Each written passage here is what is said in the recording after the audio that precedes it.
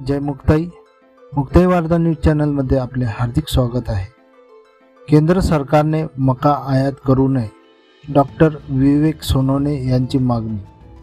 आयात शुल्क न लावता आपल्या देशात मका आयात करण्यास परवानगी द्यावी अशी मागणी केंद्र सरकारच्या पशुसंवर्धन आणि दुग्ध व्यवसाय विभागाने वाणिज्य मंत्रालयाकडे केलेली असून मोदी सरकारने मका आयात करू नये अशी मागणी स्वाभिमानी शेतकरी संघटनेचे जिल्हाध्यक्ष डॉक्टर विवेक सोनवणे यांनी प्रधानमंत्री नरेंद्र मोदी यांच्याकडे निवेदनाद्वारे केली आहे। पहा ते काय म्हणाले। आयात शुल्क न लावता मका आयात करण्यात यावा अशी मागणी केंद्र शासनाच्या पशुसंवर्धन व दुग्ध व्यवसाय विभागाने वाणिज्य मंत्री श्री पियुष गोयल यांच्याकडे केलेली आहे।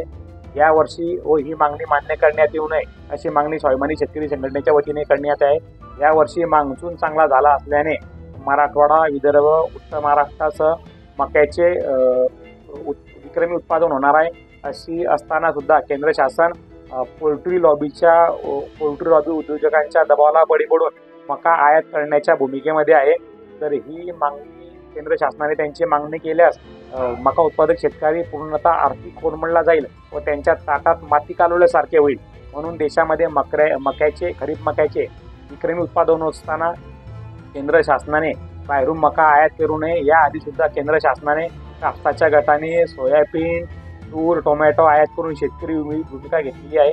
देशाचे पंतप्रधान सन्माननीय नरेंद्र मोदी साहेब यांनी उत्पादन खर्चाच्या 1.5 भाव आम्ही शेतकऱ्यांना देऊ अशी घोषणा करून सरकार स्थापन केले, पण उत्पादन खर्चाच्या 1.5 तर सोडा, पण उत्पादनाचा खर्च सुद्धा निघत नाही अशी वाईट परिस्थिती देशातील शेतकऱ्यांवर आलेली आहे।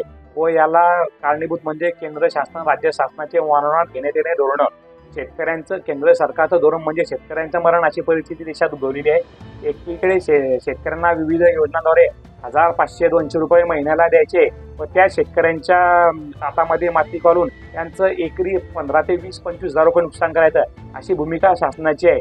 त्यामुळे केंद्र शासनाने मका आयात करून शेतकऱ्यांच्या ताटात माती घालू नये, अन्यथा स्वाभिमानी शेतकरी संघटनेच्या वतीने तीव्र जन आक्रोश आंदोलन छेडण्यात येईल।